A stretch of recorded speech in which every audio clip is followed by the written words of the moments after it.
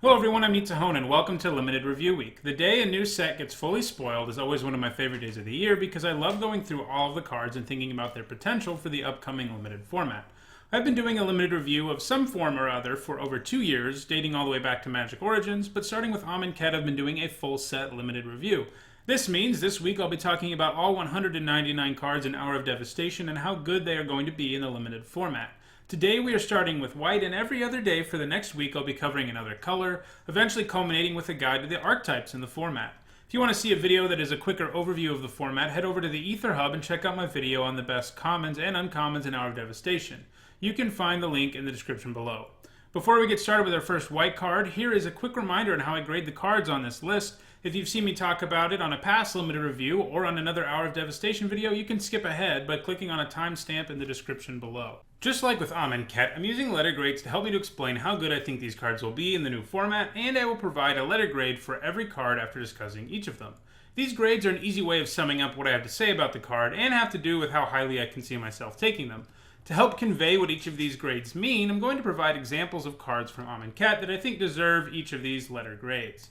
Let's start with A. Cards that are in A are bombs, an incredibly efficient removal, and are the kind of cards that you want to be first picking, or are so powerful that they pull you into their color.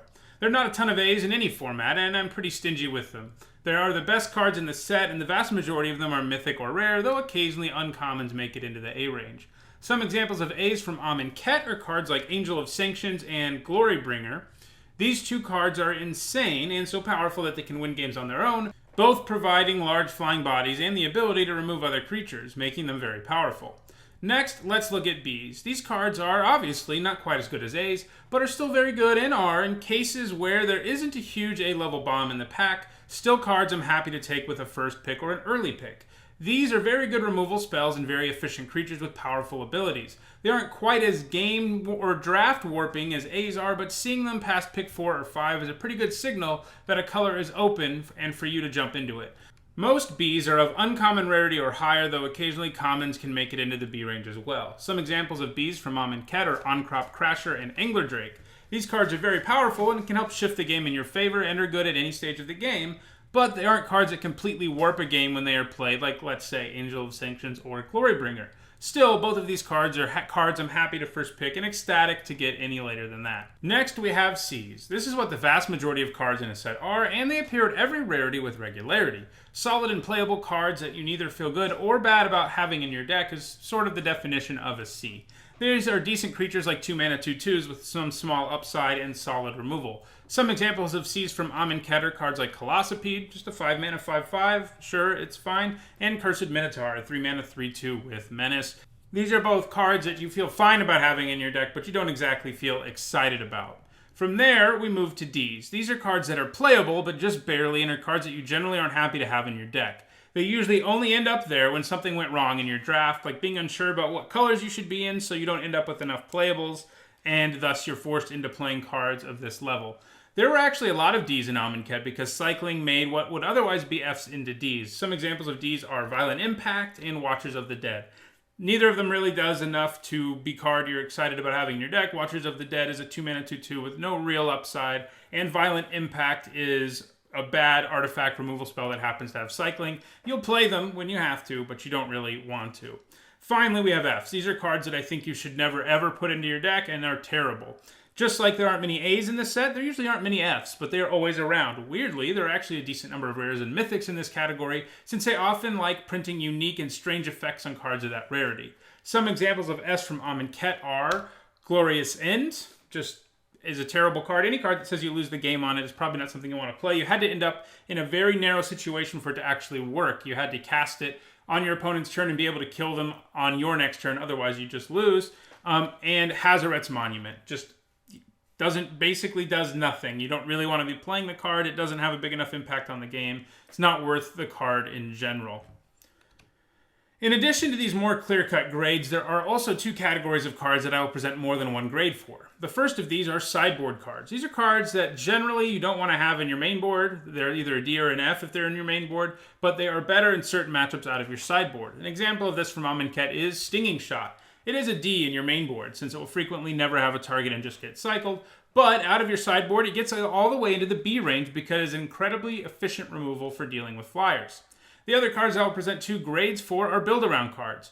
These are cards that are generally a D or an F in your average limited deck, but if you manage to get enough synergies, they become much better. An example of this from Kette would be Nest of Scarabs, an unplayable card in basically any limited deck, but if you end up with 10 or more ways to make -1/-1 counters, it moves all the way into the C+ and B- range.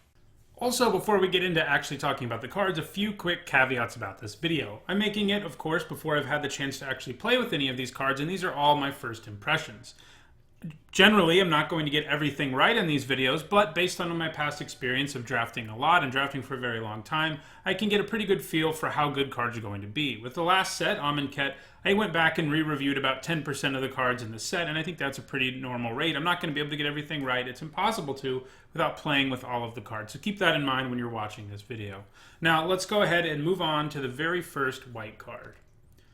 The first card we're looking at is Act of Heroism, which is a common for 1 generic and 1 white. It's an instant and it says untap target creature. It gets +2/+2 until end of turn and can block an additional creature this turn. I'm not a huge fan of combat tricks that ask you to use them defensively. Combat tricks tend to be at their best in aggressive decks.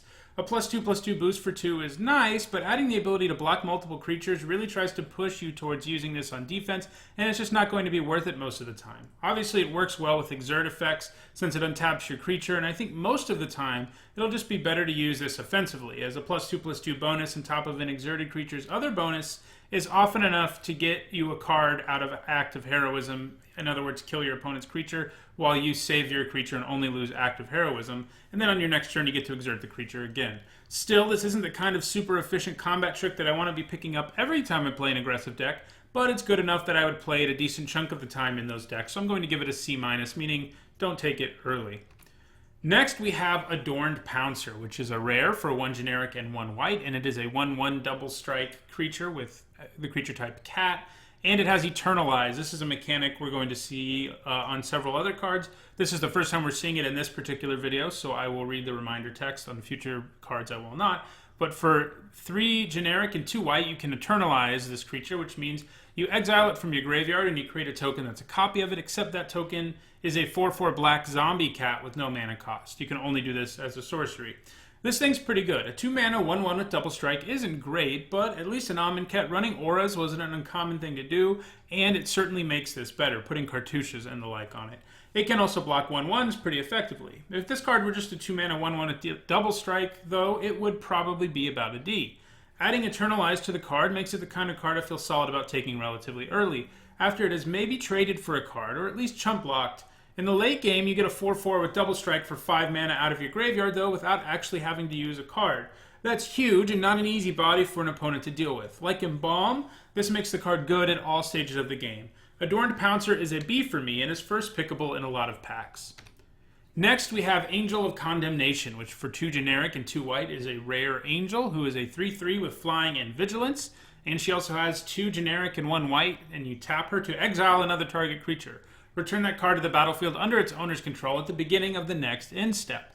And she also has 2 generic and 1 white, and tap, exert Angel of Condemnation, exile another target creature until Angel of Condemnation leaves the battlefield. So, this card's really good. Meet the glory bringer of this set. That is to say, the card whose rarity should probably be higher than rare because the card is so powerful it will win games on its own. This angel is a 4-mana 3/3 flyer with vigilance who can blink creatures, any creatures. This is a powerful thing as you can use it to turn off an opponent's attacker before combat or blocker if you do it at the end of their turn. That alone would be a card worth first picking and might on its own push this card into the A range. However, it comes with even more than that. It can also exert itself to Oblivion Ring things instead of just flickering them, and that's nuts. This card is a straight up A+ and gets my vote for the best card in this set, at least for limited. Next, we have Angel of the God Pharaoh, who is an uncommon for 4 generic and 2 white, and is a 4/4 with flying and cycling 2. And just to remind you, cycling is 2 generic mana in this case, and you get to discard the card and draw a card. A 6-mana 4/4 flyer isn't a great deal, but it isn't bad either. It would probably be a D+ or a C- on its own. Adding cycling pushes this into the C range, since it can be pitched in the early game if you need to, and in the late game it can provide you with a creature who wins the game in the air. I'm not ultra high on this card after how fast Amonkhet turned out to be, but this format does seem like it's going to be a little bit slower, and I would feel fine about playing this in any white deck, and I'm going to go ahead and give it a C+. Next we have Aven of Enduring Hope, which for 4 generic and 1 white is a 3/3 bird cleric with flying, and when Aven of Enduring Hope enters the battlefield, you gain 3 life. 5 mana for a 3/3 flyer is not a great deal. Adding that it gains you 3 life doesn't do enough to counteract that overcosted cost for me. This Aven is just too expensive for what it does, and it won't make the cut in most of my white decks, which will want to, at least most of the time, avoid running a ton of 5-drops anyway, so I'm going to give this a D. Next, we have Crested Sun Mare, which for 3 generic and 2 white is a mythic rare horse that's a 5/5, and it says, other horses you control have indestructible, and at the beginning of each instep, if you gained life this turn, create a 5/5 white horse creature token. This is a weird card. First, a horse lord isn't exactly something people have been clamoring for. Second, the art design on it seems super lazy to me. It is literally a horse with an Egyptian headdress on. Really? That's the best you could do? But anyway, we're here to talk about this card for limited.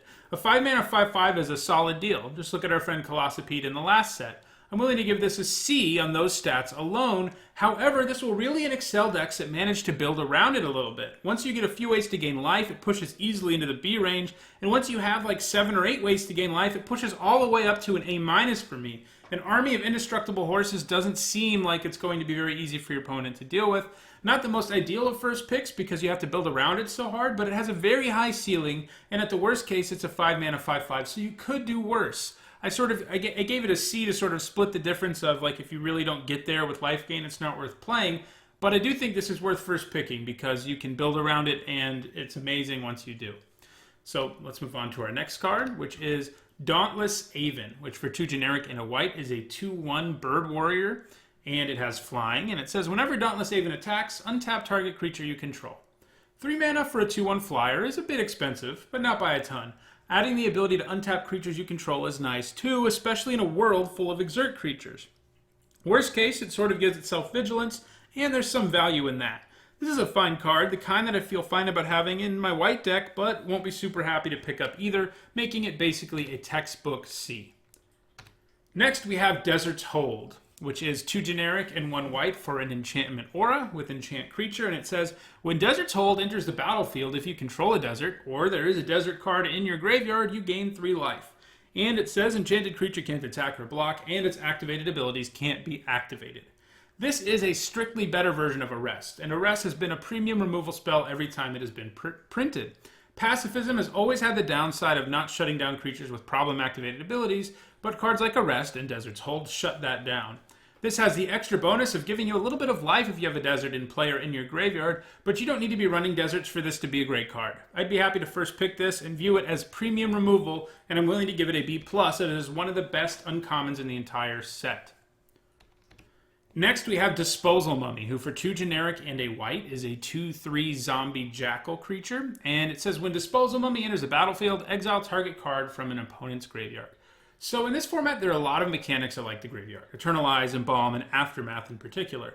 Disposal Mummy can get rid of one of those cards when it comes into play. It is a 3 mana 2/3, which isn't anything special, but it does come with the zombie creature type, making it a little better than it would be if it had another creature type, since zombies are a very supported creature type in this format. You'd usually have another zombie than this guy, though, unless your opponent is doing all sorts of graveyard shenanigans, and I think that makes him a D+.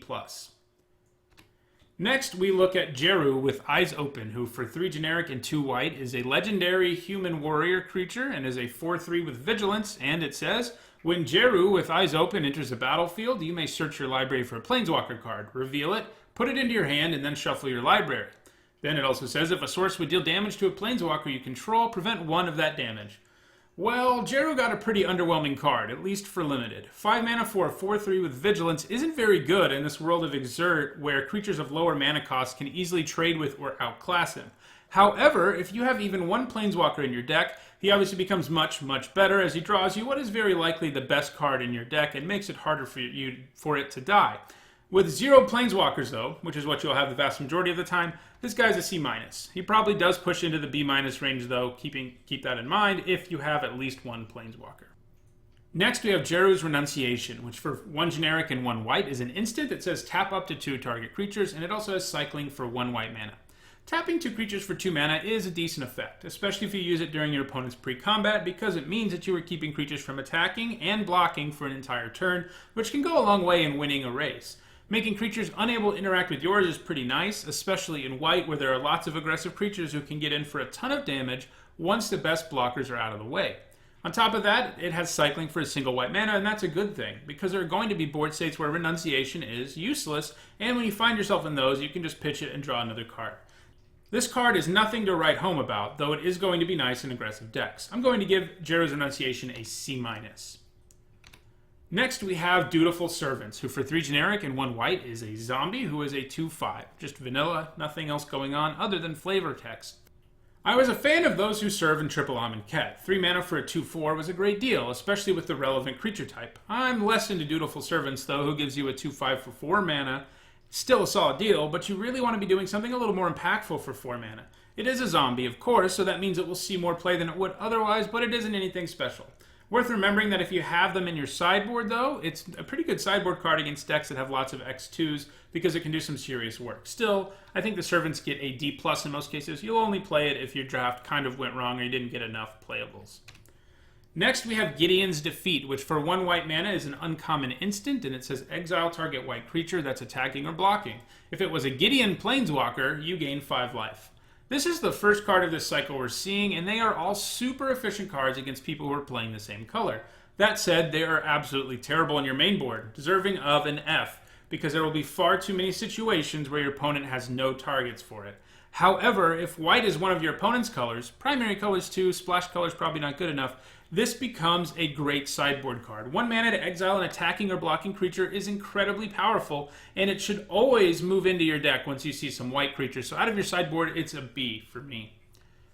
Next, we have God Pharaoh's Faithful, which is a common for 1 white mana, a human wizard, and a 0/4, and it says, whenever you cast a blue, black, or red spell, in other words, Nico Bolas's colors, you gain 1 life.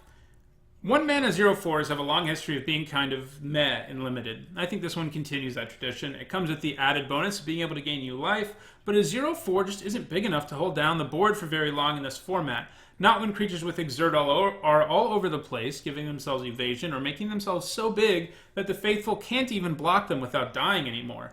I'm going to give the Faithful a D. It will make the cut sometimes in your white deck, especially if you're playing one of the 3 Bolas colors, but most of the time it isn't going to be worth playing. Next, we have Hour of Revelation, which is 3 generic and 3 white mana and a sorcery at rare. And it says Hour of Revelation costs 3 less to cast if there are 10 or more non-land permanents on the battlefield. And it says destroy all non-land permanents. This is a huge bomb. Either a 6 mana Wrath or a 3 mana Wrath, these types of cards are always powerful and limited. Now, they do have the problem of also blowing up your own creatures, but you can change your entire deck when you draft one of these, or change the way you are playing when it's in your hand. If you avoid playing too many creatures and try to lure your opponent into emptying their hand, casting Hour of Revelation is basically going to be game over. If you take this early in a draft, you definitely want to go for a more controlling build, as this is the kind of late game card that makes you just win the game. It is worth noting that it isn't going to be nearly as good in a super aggressive deck, so if you take one of these and end up in an aggressive red-white aggro deck, it isn't going to be ideal since you're the one who wants to empty your hand, but I think you probably still play the card, you just play a little differently if it ends up in your hand. Still, with those limitations placed on it, this card is worthy of an A-, and you should first pick it if you see it. Next, we have Mummy Paramount, which for 1 generic and 1 white is a 2/2 zombie at common, and it says whenever another zombie enters the battlefield under your control, Mummy Paramount gets +1/+1 until end of turn. A 2 mana 2/2 with a relevant creature type and some serious upside is a solid card to have. In a deck that gets there on zombies, this will be attacking as a 3/3 on a relatively regular basis. Keep in mind that cards with Eternalize and Embalm will also be pumping it because they make zombies. The floor of this card is just that it is a 2 mana 2/2, so picking up one of these mid-pack doesn't seem unreasonable. I'm going to give Mummy Paramount a C+. Next, we have Kette Res Avenger, which for 1 generic and 1 white is a 3/1 human warrior creature at common, and it says you may exert Kette Res Avenger as it attacks. When you do, prevent all combat damage that would be dealt to it this turn. Again, exerted creatures means it won't untap during your next untap step. A 2 mana 3/1 is often the kind of creature aggro decks are looking for, and this comes with the additional upside of being very difficult to deal with when it exerts itself, since it prevents all combat damage that would be dealt to it. In the early game, this will be very difficult to block effectively, and in the later game, it can trade with 3 toughness creatures. Additionally, backing this thing up with combat tricks can be especially devastating for your opponent because they may play a 4 toughness creature and feel like they can finally stop this thing from attacking, but it won't take much of a boost to make them regret that. The Avenger is a hard creature to interact with when it exerts itself, and any wide aggressive deck would love to have it in the 2-drop slot, so I'm going to give it a C+. Next, we have Oketra's Last Mercy, which for 1 generic and 2 white is a rare sorcery that says, your life total becomes equal to your starting life total. Lands you control don't untap during your next untap step. Admittedly, this entire cycle is difficult to evaluate. The idea that all your lands don't untap is something we've never really seen before, and sometimes it's hard to know whether or not this effect is going to be worth such a huge downside. This card especially, I think, is an interesting one because life gain that does nothing else but gain you life is generally just bad and limited. But this can gain you a ton, right? Right, but it has the problem of being a dead card in the early game. If it were just straight up pay 3 mana to gain 20 life, it would probably be good enough. But it only takes you back to your starting life total, so you won't get to more than 20. I don't think this card, especially with the downside all the cards in this cycle have, which again is not untapping your lands on your next turn, is going to be good in most decks. I can sort of see it working in a deck that is very long game oriented as a way of ensuring that the game goes long, and I think it is a solid card out of the sideboard against very aggressive decks since they often spend all their cards trying to do 20 damage to you. If you make them do 30 or more, they might be in trouble. This is a F main board though, but I think it deserves a C out of your sideboard because if you're playing against a very aggressive deck, obviously if you go from 2 to 20, it's a pretty big problem for your opponent.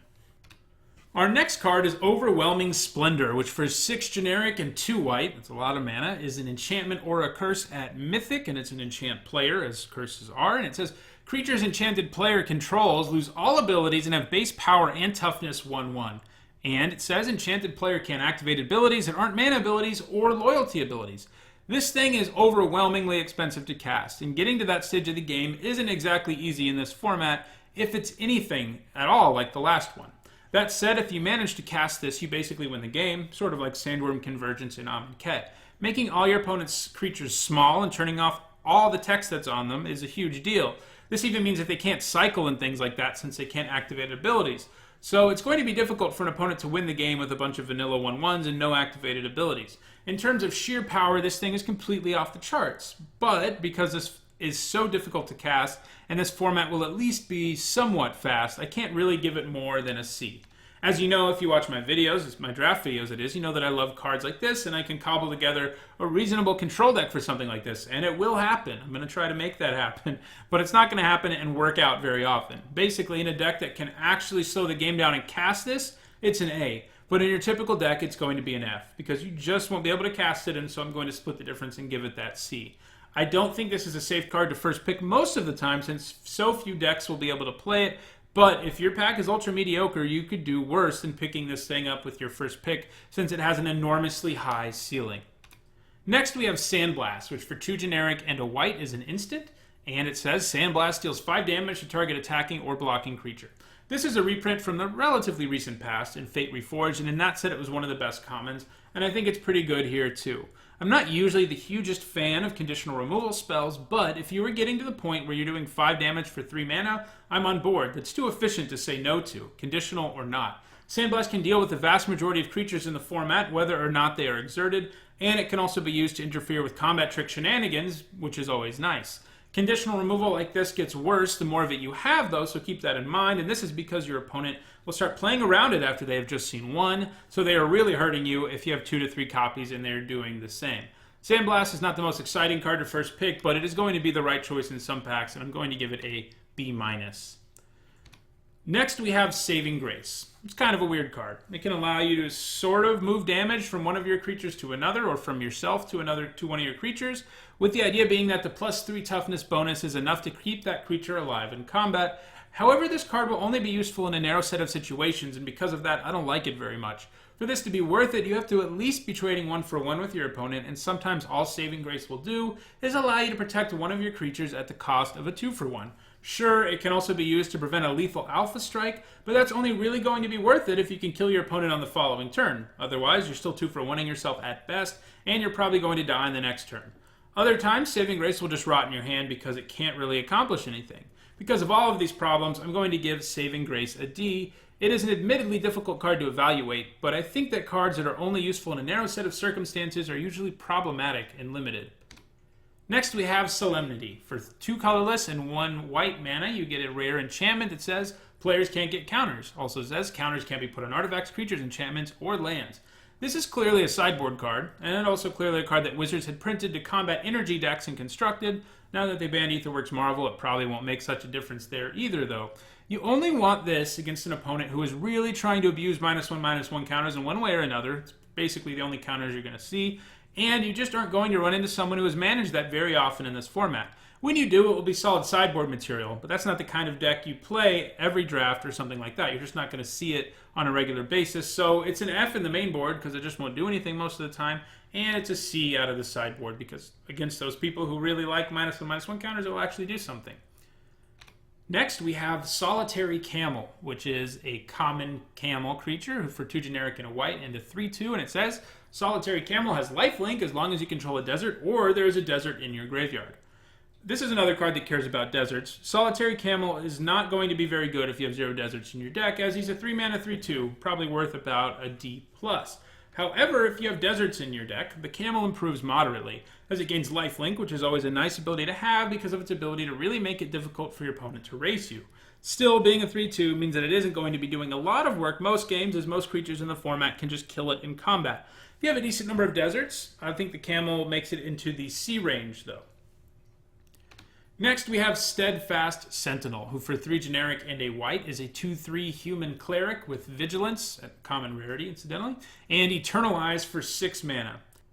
I like most of the cards with Eternalize in this set because they provide you with the ability to make 2-for-1s in cards that can be useful both out of your hand and your graveyard. I don't like Steadfast Sentinel very much, though. A 4 mana 2/3 with vigilance is a pretty high cost to pay to begin with, and its Eternalize cost is pretty high too, just to get a 4/4 with vigilance. This card isn't completely unplayable, but it is the kind of card that if I have to put into my deck, I'm not very happy about it. And that's basically the textbook definition of a card in the D range, and I think this one is a D+. Next, we have Steward of Solidarity, who for 1 generic and 1 white mana is a 2/2 human warrior at uncommon, and it has tap, exert Steward of Solidarity, create a 1/1 white warrior creature token with vigilance. Most of the cards in this uncommon cycle of creatures with activated abilities that involve exert are pretty good, and this one is no exception. It is a 2 mana 2/2 in the early game, and it brings some serious upside in the late game when it starts cranking out creature tokens. Basically, you can think of it as giving you half a creature token every turn, but that adds up and can help you win a lot of races thanks to getting chump blockers or going wide enough to break through a board stall. Basically, this creature is great at all stages of the game, and as a result, I'm willing to give it a B-, and taking it early seems pretty good to me. Next, we have Sunscorched Champion, which for 2 generic and 1 white is a 2/3 human wizard who says, when Sunscorched Champion enters the battlefield, you gain life equal to its power, and it also has Eternalize for 2 generic, 2 white, and you have to discard a card. A 3 mana 2/3 that gains you 2 life when it comes into play is nothing special. That alone would probably fall in the high D or the low C range. However, adding Eternalize to this card makes a real difference. It can come out of your graveyard in the later part of the game, gaining you 4 life while also providing you with a much more relevant 4/4 body. It can also do so at a very low cost of only 4 mana. That's very efficient for Eternalize. It should be noted you also have to discard a card, but if that card is an extra land or another card with graveyard value, you can turn that downside into a bit of upside or at least sort of negate that downside. Sunscorched Champion gets a C+ from me. It's the kind of card any white deck would love to have, but don't go after it too early. Next, we have Unconventional Tactics, which for 2 generic and a white is a sorcery. It says target creature gets +3/+3 and gains flying until end of turn. And it says whenever a zombie enters the battlefield under your control, you may pay 1 white mana. If you do, return Unconventional Tactics from your graveyard to your hand. When I first looked at this card, I thought it was an aura, and if it was, it would be super good.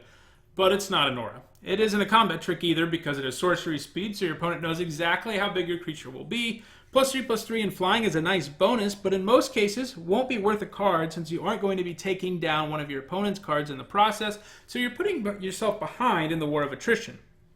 It does have the added bonus, though, of coming back to your hand for only 1 white mana anytime a zombie enters the battlefield under your control, and that obviously upgrades this card a fair bit, as the fact that it isn't taking down a card becomes less relevant if you can just keep getting it back.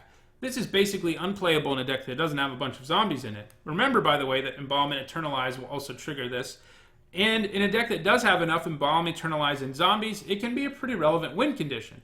I'm going to give this a C, with the big caveat that it really only works in a zombie-heavy deck, and everyone else should steer clear of it. Next, we have Vizier of the True. For 3 generic and 1 white mana, it is a 3/2 human cleric at uncommon. It says you may exert Vizier of the True as it attacks, and it says whenever you exert a creature, tap target creature an opponent controls. Okay, people complained a lot in the last format about blocking never really being a thing thanks to huge exert creatures and cards like Cartouche of Zeal and On-Crop Crasher. Well, now we have this thing, which is the kind of card that will push your exert-heavy aggro deck to just instantly win the game. Tapping down your opponent's blockers while you smash face is amazing, even on its own. This lets you get your opponent's best blocker out of the way when it exerts itself, and that's a powerful effect. Again, think about On-Crop Champion and Cartouche of Zeal. It does come with the mediocre stats for 4 mana. Being a 3/2 isn't great, but it's worth it, and every single white aggro deck in this format will want this at the top of its curve, making it worthwhile as a first pick in mini packs, giving it a solid B. Well, that's the last white card in Hour of Devastation. If you enjoyed this video, don't forget to click the like button. If you disagree with me about any of my ratings, let me know in the comments. Discussing those things will be better for all of us and help us improve at this new format. Also, if you want to make sure you see the rest of this limited review, as well as a bunch of other Magic content, don't forget to subscribe. I'll be back tomorrow with my ratings for every blue card in Amonkhet, so I'll see you then. Also, starting with Hour of Devastation, I have teamed up with 5colorcombo.com to improve drafting on their app. My card ratings are now used to help determine when the AI should select cards, so the app has become much more realistic in terms of draft, so it is a great way to prepare for this new format. Go check it out at 5colorcombo.com. You can find a link in the description below.